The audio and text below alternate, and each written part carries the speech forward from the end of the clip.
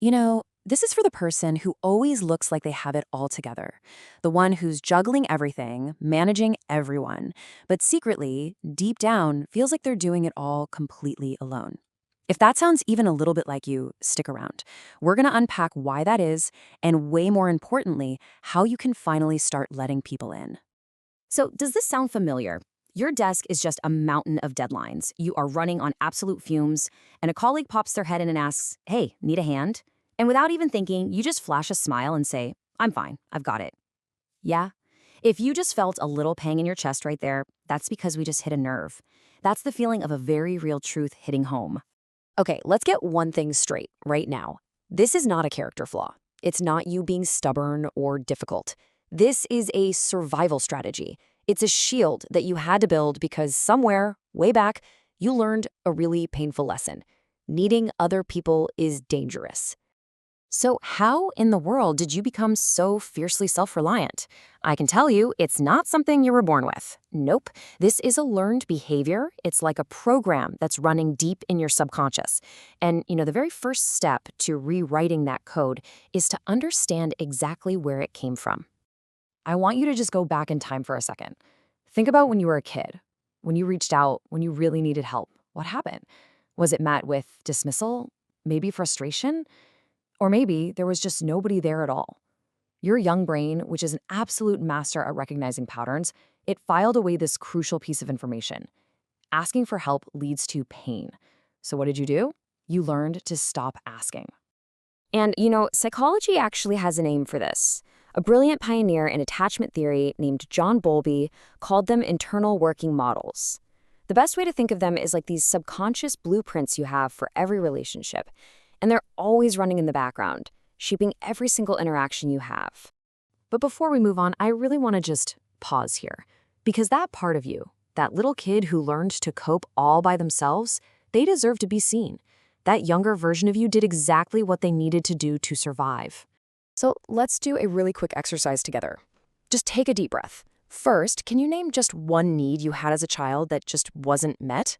Now, second, I want you to really truly feel the incredible strength it took for you to figure out how to meet that need all by yourself. And finally, thank that part of you. It was your protector. It did its job perfectly, and it got you right here, today. That strength, it was your armor. But here's the thing about armor. It's heavy. And now it might be weighing you down.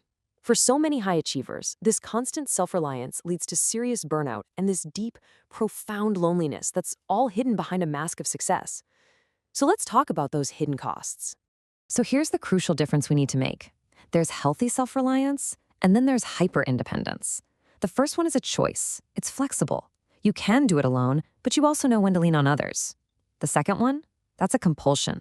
It's this rigid, isolating pattern, and it's driven by a deep, unconscious fear of ever being vulnerable. And this totally plays out in your relationships, doesn't it? You're always the giver, the helper, the one who has it together. It feels safer that way, right? It keeps you in control. You're needed, but you never have to be needy. Because receiving, well, that feels like standing naked in a crowded room. And really, it's a brilliant defense against real intimacy, against letting someone truly see you. And here is the wild part. That fear, it is based on a profound miscalculation. Your internal working model, that old blueprint, is running on really outdated data about how willing people actually are to help you. How outdated? Well, by about this much. Okay, so look at this. This chart shows just how wrong our assumptions are. A totally fascinating study from 2008 found that we underestimate how willing other people are to help us by nearly half. We walk around thinking we're this huge burden, but the reality is, people actually want to help. The block isn't out there with them. It's in here with us. It's an emotional block, not a logical one. Okay, so knowing the why and seeing the data, that's a huge start. But to actually change this pattern, we have to start small. I mean, really small. It's all about taking these tiny, repeated risks that teach your nervous system, little by little, that it's actually safe to receive. Let's just take a second. I want you to think about asking for a small favor, or even just accepting an offer of help. Where do you feel it in your body? Is it a tightening in your chest? Maybe your jaw clenches up? Your stomach gets into a knot? That's your nervous system sounding the alarm to a perceived threat. So let's give it a tool to calm down. Let's try this together, right now.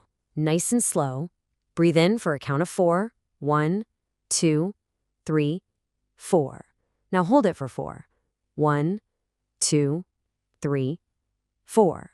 And a long, slow exhale for 6. 1, 2, 3, 4, 5, 6. Let's do that again. Inhale for 4, hold for 4, and exhale for 6. Good. One more time. With every single breath, you are sending a powerful message to your body. You are safe.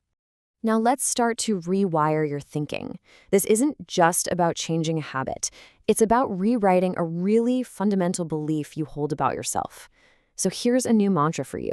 I want you to repeat it every single day, maybe out loud in the mirror, until you start to believe it.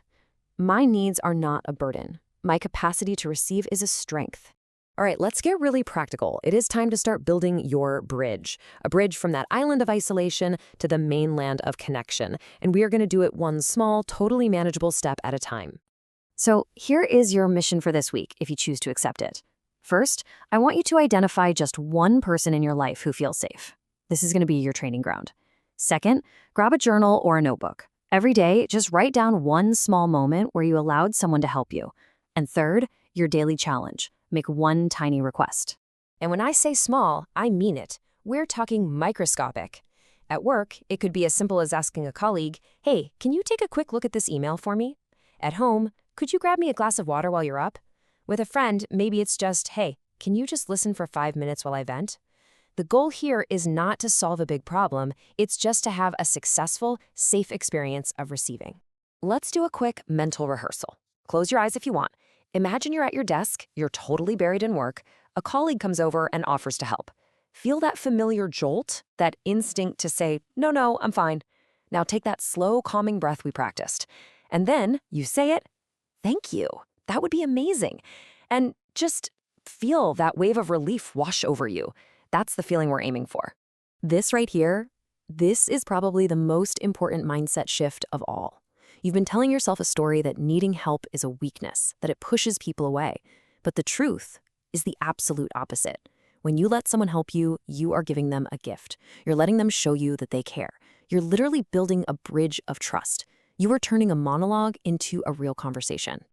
I want to leave you with this idea. The incredible strength and the competence that you built by handling everything yourself, that is real.